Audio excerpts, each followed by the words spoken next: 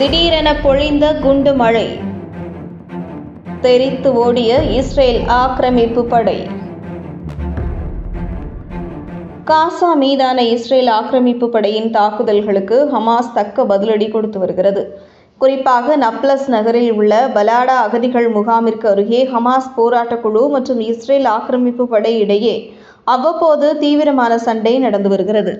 இன்று அதிகாலை பலாடா முகாமிற்கு அருகே உள்ள ஹஷாஷின் என்ற இடத்தில் இஸ்ரேலிய ஆக்கிரமிப்பு படை பதுங்கி இருப்பதாக ஹமாஸுக்கு தகவல் கிடைத்தது.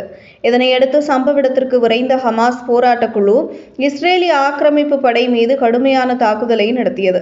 இஸ்ரேலிய ஆக்கிரமிப்பு படை மீது ஆலங்கட்டி மழை போல தோட்டாக்கள் மற்றும் வெடிகுண்டுகளை பொழிந்ததாக ஹமாஸ் தெரிவித்துள்ளது.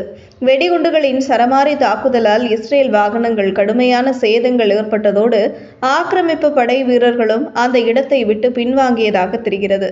மேலும் கல்கியா நகரில் தனது கட்டுப்பாட்டில் உள்ள டெய்ர் அல் குசூன், மேற்கு கரையில் பெய்ட் லாமிற்கு தெற்கே உள்ள அல் காதர் ஆகிய நகரங்களிலும் இஸ்ரேலிய ஆக்கிரமிப்பு படை திடீர் தேடுதல் வேட்டையில் இறங்கியுள்ளது.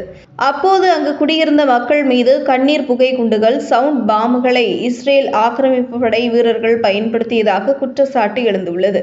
ஹமாஸை பயங்கரவாத அமைப்பாக சித்தரித்துள்ள இஸ்ரேல் அவர்களை அழிக்கதாக கூறி அப்பாவி பாலஸ்தீன மக்கள் மீது இதுபோன்ற மனித உரிமை மீறல்களில் தொடர்ந்து ஈடுபட்டு வருவது குறிப்பிடத்தக்கது.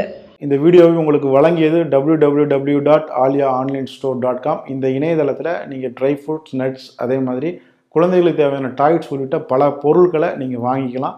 ஒரு தடவை இந்த இணையதளத்தை விசிட் பண்ணி பாருங்கள்.